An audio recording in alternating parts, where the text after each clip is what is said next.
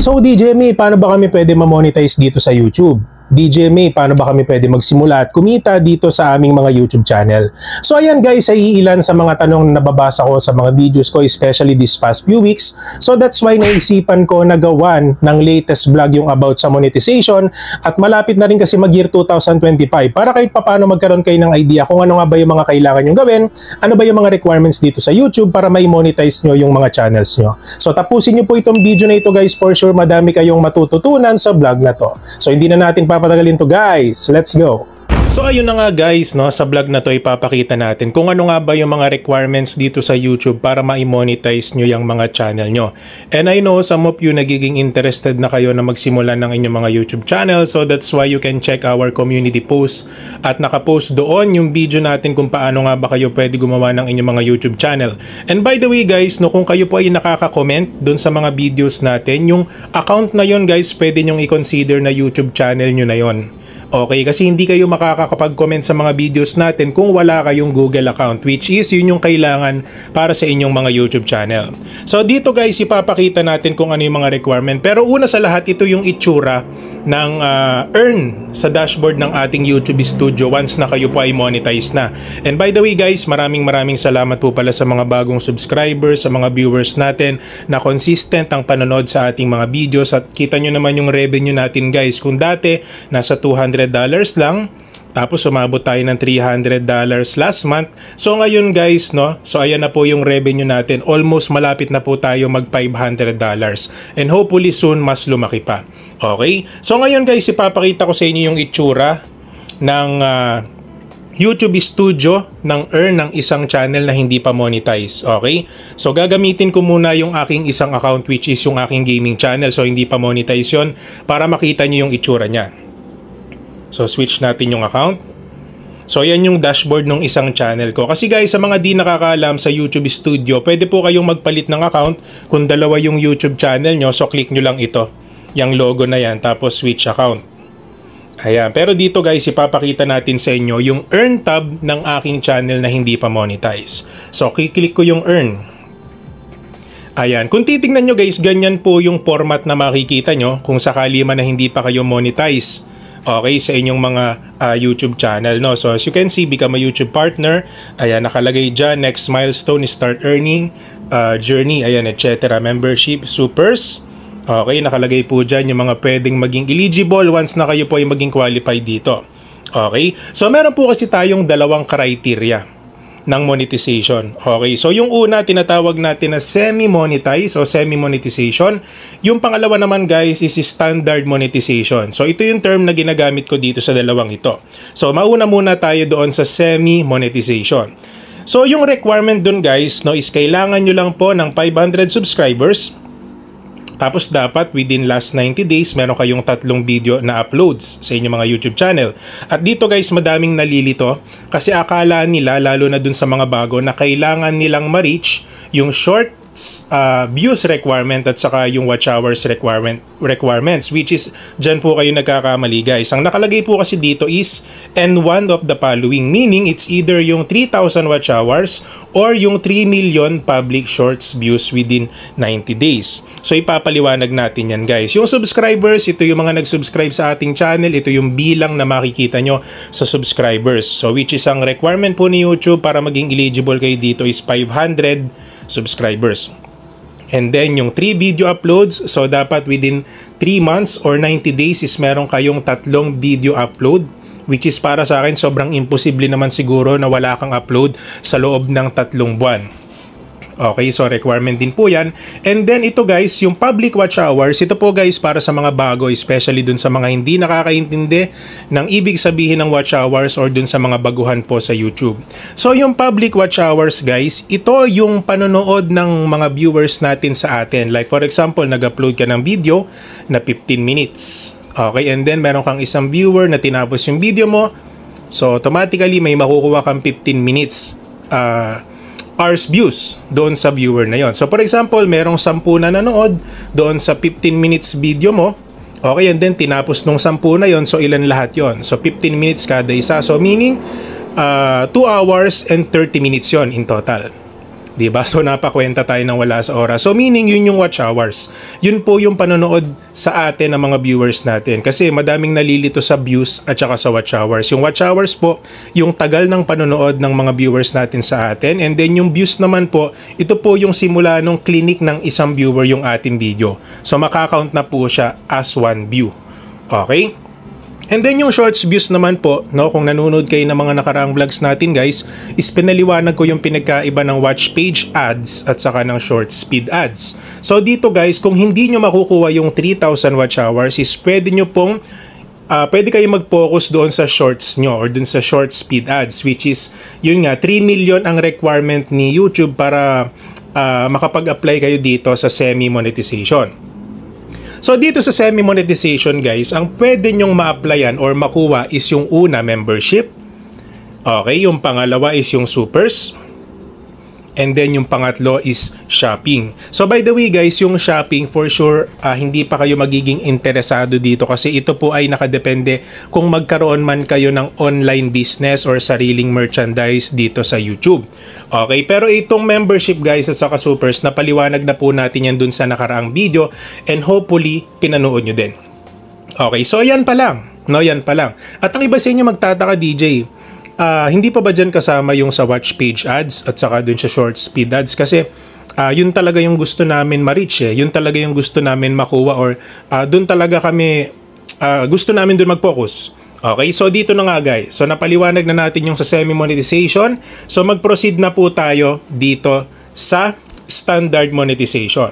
So nakalagay po dito guys, continue to grow. So ito na po yun. Watch page ads, earn from ads and YouTube premium on the watch page. So pinaliwanag ko po ito doon sa video natin last time regarding dito na po papasok yung revenue natin from ads and then yung sa short speed ads. Okay, so earn from ads and YouTube premium in the short speed.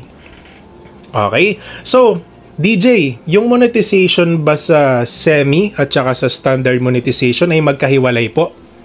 Honestly guys, magkasama lang yan. Okay, kumbaga itong sa standard monetization is continuation lang siya ng semi-monetization. Like for example, na-reach mo na yung 500 subscribers or 3,000 watch hours. Yung iba magtataka na, DJ, mare-reset ba yan para ma-reach ulit namin yung sa standard? So guys, hindi po. So magtutuloy-tuloy lang yan. For example, na-reach mo na tong semi-monetization. So meaning, kung may 500 subscribers ka na, ang kailangan mo na lang ma-reach dito is another 500.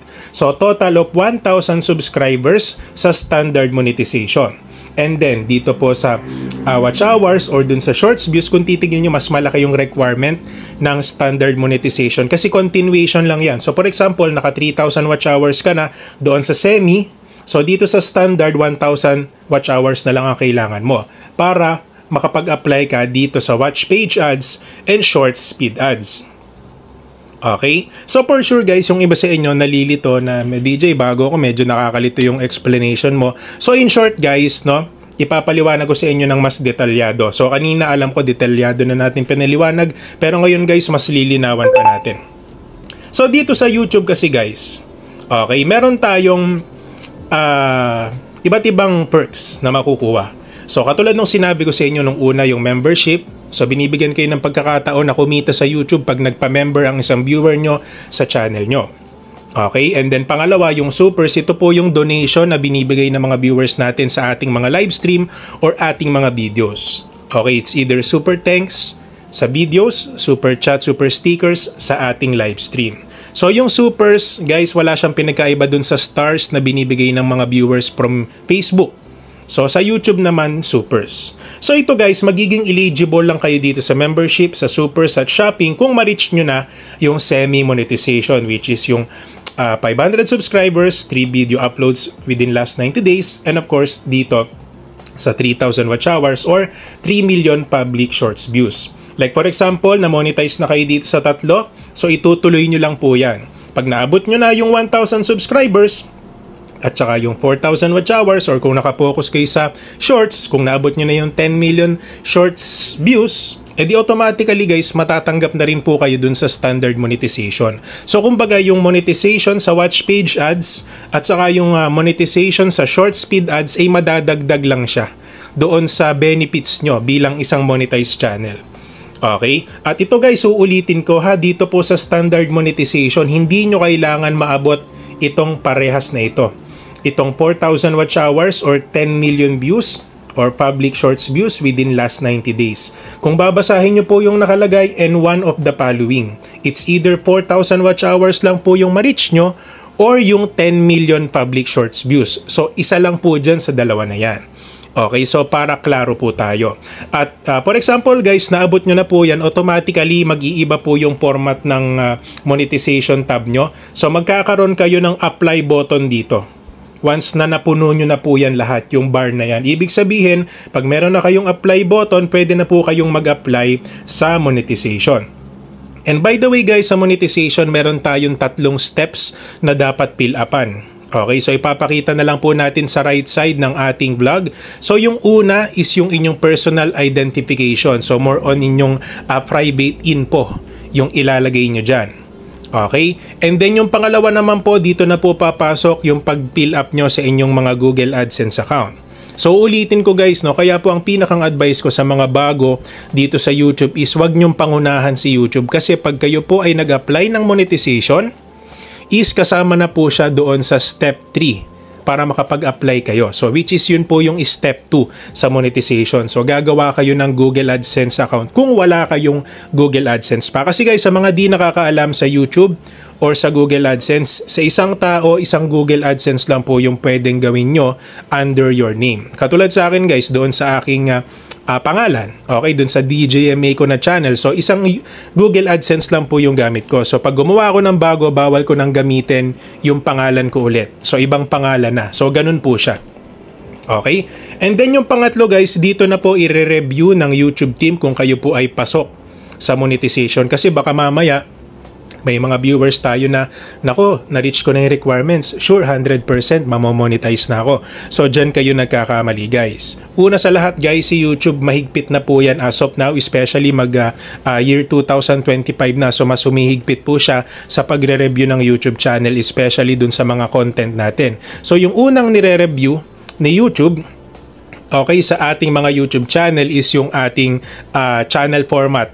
Okay? So, yung mga thumbnails natin, kung okay ba, pasok ba siya sa community guidelines, wala ba siyang nalalabag na rules, and of course yung content natin. So meron kasi siyang tinatawag na human reviewer at saka yung parang nagre-review lang ng computer or AI. No? So pag sinabing human reviewer, so meron silang representative from YouTube na sila talaga yung nag-check mano-mano kung pasok yung contents mo sa criteria ng monetization. And then yung AI reviewer, so ito yung parang computer ang nagre-review para masabi na pasok ka sa monetization. At sa mga nagtatanong, DJMA, gaano ba katagal yung pag-review ng isang YouTube channel? So ako guys, naalala ko, inabot ako ng 3 days. Okay, pero madalas yung iba 2 days lang eh. Pero pagka medyo busy or talagang sobrang dami nang na-monetize within that day, so inaabot po ng 4 days to 1 week. Okay? So, ganun lang naman guys. Ganun lang kasimple, no? Kung titignan nyo, ganito yung itsura ng YouTube monetization sa YouTube Studio pagka kayo po ay hindi pa monetize, no? So, ayan, kailangan yung maabot yan. Pero kung kayo po ay kumikita na, and at the same time, talagang consistent yung viewership nyo, nagge-generate kayo ng revenue sa mga viewers nyo. So, ganito na po yung magiging itsura niya. So, papakita natin ulit yung main channel, which is, alam ko nakita nyo na to. Ayan, di ba? So, masarap sa mata. Ibig sabihin, yung mga pagsubok na pinagdaanan mo before, nalagpasan mo na siya at ito na, inaani mo na lahat ng, kumbaga, pinaghirapan mo. Okay, so sa mga di nakakaalam guys, si DJMA po is 4 years na sa YouTube. So honestly, ang tagal ko na, no? Pero yung subscribers ko talagang hindi ganun lumobo. Pero katulad nga ng sinabi ko sa inyo guys, wala naman yan sa bilis, wala naman yan sa tagal. Nasa pagiging consistent mo pa rin yan. Okay, kasi at the end of the day, walang ibang tutulong sa inyo kundi yung mga sarili nyo lang. Lalo na sa pag-angat ng mga YouTube channels natin. Okay, so ayan guys, no, yung sinahod natin last month, $289. So ngayon, nasa $414 siya. So kung titignan nyo po yung revenue natin guys, so grabe. No? So that's why I will take this chance na magpasalamat po sa mga viewers natin from YouTube. Ayan guys, grabe yung lobo ng revenue natin ngayong November. So almost magte-30K na. Okay, at meron pa tayong isang araw kasi yung ni-review lang nito guys until November 29 pa lang siya. So meaning meron pa tayong November 30. Okay, kasi delay po yung pag-reflect nito sa monetization. So that's why meron pa tayong isang araw. So sabihin natin, estimate natin na yung magiging revenue natin ngayong buwan ng November is nasa 25 to 26,000 pesos. Okay? Sa watch page ads lang po yan mga kaibigan. So, wala na ako masabi. So, yun lang. And hopefully guys, natapos nyo po itong video na ito at sana po ay nakatulong ito dun sa mga kaibigan natin na nagtatanong na DJ, may ano ba yung latest requirements sa YouTube? Paano ba ma-monetize? So, kahit papano guys dito, pinaliwanag natin ng detalyado yung mga requirements para po pag dumating yung time na kayo po ay nakapag-apply na, at least may idea na kayo. So, yun lang naman guys. Maraming salamat. God bless and more power po sa ating lahat. Okay, salamat!